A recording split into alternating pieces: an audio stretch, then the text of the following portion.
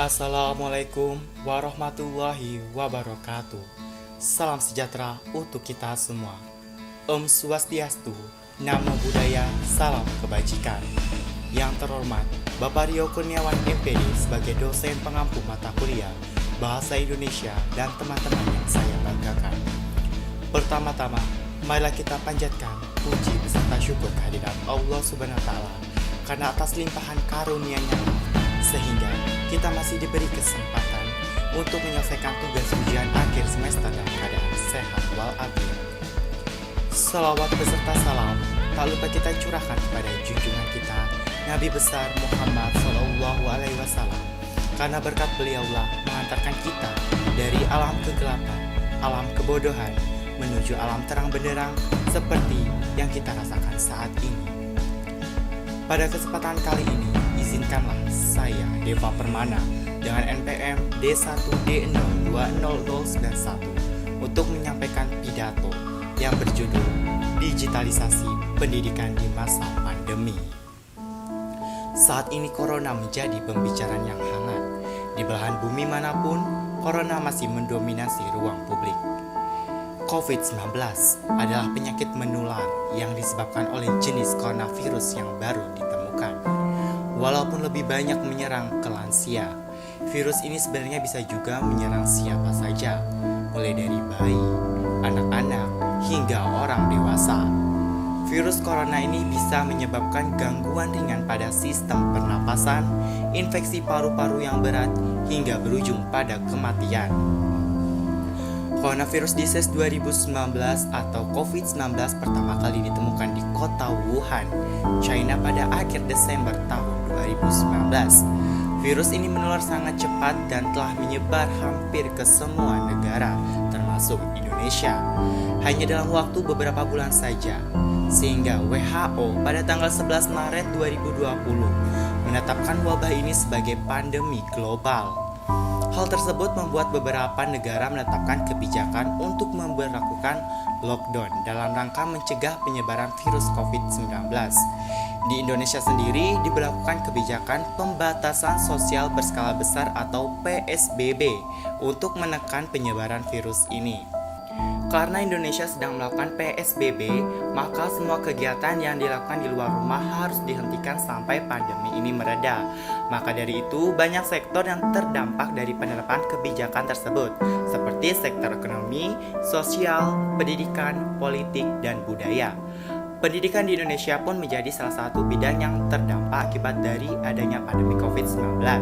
Dengan adanya pembatasan interaksi, Kementerian Pendidikan Indonesia juga mengeluarkan kebijakan yaitu dengan meliburkan sekolah dan mengganti proses kegiatan belajar mengajar KBM dengan menggunakan sistem dalam jaringan atau daring. Hal ini merupakan suatu proses revolusi pendidikan yang bertransformasi terhadap digitalisasi, karena siswa maupun guru dapat menguasai teknologi untuk menunjang pembelajaran secara online. Di era disrupsi teknologi yang semakin canggih ini, guru maupun siswa dituntut agar memiliki kemampuan dalam bidang teknologi pembelajaran. Penguasaan siswa maupun guru terhadap teknologi pembelajaran yang sangat bervariasi menjadi tantangan tersendiri bagi mereka. Dengan adanya kebijakan work from home atau WFH, maka mampu memaksa dan mempercepat mereka untuk menguasai teknologi pembelajaran secara digital sebagai suatu kebutuhan bagi mereka. Tuntunan kebutuhan tersebut membuat mereka dapat mengetahui media online yang dapat menunjang sebagai pengganti pembelajaran di kelas secara langsung tanpa mengurangi kualitas materi pembelajaran dan dapat mempercepat dalam proses pembelajaran. Berbagai media pembelajaran jarak jauh pun dicoba dan digunakan. Sarana yang dapat digunakan sebagai media pembelajaran online antara lain e-learning, aplikasi Zoom, Google Classroom, YouTube, maupun media sosial lainnya seperti WhatsApp dan Telegram. Sarana-sarana tersebut dapat digunakan secara maksimal sebagai media dalam melangsungkan pembelajaran seperti di kelas. Dengan menggunakan media online tersebut, maka secara tidak langsung kemampuan menggunakan serta mengakses teknologi semakin dikuasai oleh siswa maupun guru. Setelah pendidik maupun menguasai berbagai sarana pembelajaran online, maka kan tercipta pemikiran mengenai metode dan model pembelajaran lebih bervariasi yang belum pernah dilakukan oleh pendidik. Misalnya guru membuat konten video kreatif sebagai bahan pengajaran. Dalam hal ini guru lebih persuasif karena membuat peserta didik semakin tertarik dengan materi yang diberikan oleh guru melalui video kreatif tersebut.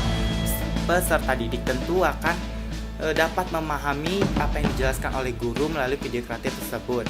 Sehingga dengan adanya penerapan model pembelajaran tersebut membuat siswa tidak merasa bosan dalam mengikuti pembelajaran secara online. Penggunaan teknologi dalam menyelesaikan tugas pada siswa juga dapat menimbulkan kreativitas di kalangan siswa dalam mengembangkan pengetahuan yang telah mereka miliki.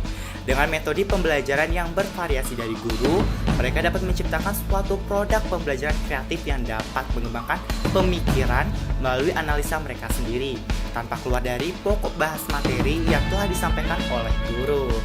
Adanya pandemi COVID-19 juga memberikan hikmah lainnya. Pembelajaran yang dilakukan di rumah dapat membuat orang tua lebih mudah dalam memonitoring atau mengawasi terhadap perkembangan belajar anak secara langsung. Orang tua lebih mudah dalam membimbing dan mengawasi belajar anak di rumah. Hal tersebut akan menimbulkan komunikasi yang lebih intensif dan akan menimbulkan hubungan kedekatan yang lebih erat antara anak dan orang tua. Orang tua dapat melakukan pembimbingan secara langsung kepada anak mengenai materi pembelajaran yang belum dimengerti oleh si anak, di mana sebenarnya orang tua adalah institusi pertama dalam pendidikan anak. Dalam kegiatan pembelajaran secara online diberikan oleh guru, maka orang tua dapat memantau sejauh mana kompetensi atau kemampuan anaknya. Kemudian ketidakjelasan dari materi yang diberikan guru membuat komunikasi antara orang tua dengan anak semakin terjalin dengan baik. Orang tua dapat membantu kesulitan materi yang dihadapi anak. Selain itu, penggunaan media seperti handphone atau gadget dapat dikontrol untuk kebutuhan belajar anak. Peran orang tua lagi-lagi semakin diperlukan dalam melakukan pengawasan terhadap penggunaan gadget.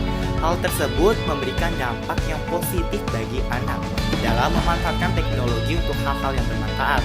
Anak cenderung akan menggunakan handphone untuk mengakses berbagai sumber pembelajaran dari tugas yang diberikan oleh guru, sehingga akan membuat anak menghindari penggunaan gadget dalam hal yang kurang bermanfaat atau negatif. Walaupun pendidikan di Indonesia ikut terdampak adanya pandemi COVID-19 ini, namun di balik itu semua terdapat hikmah dan pelajaran yang dapat diambil.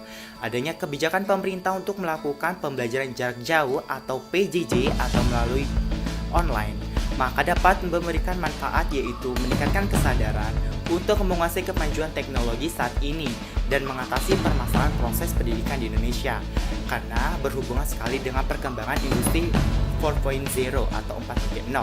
Mari kita sebagai masyarakat untuk sama-sama mematuhi protokol kesehatan yang telah ditetapkan oleh pemerintah dengan cara 3M, yaitu mencuci tangan, menggunakan masker, dan jaga jarak aman. Dan itulah tadi pidato yang telah saya sampaikan. Saya akhiri. Wassalamualaikum warahmatullahi wabarakatuh. Om Santi Santi Om, Namo Buddhaya, dan sampai jumpa.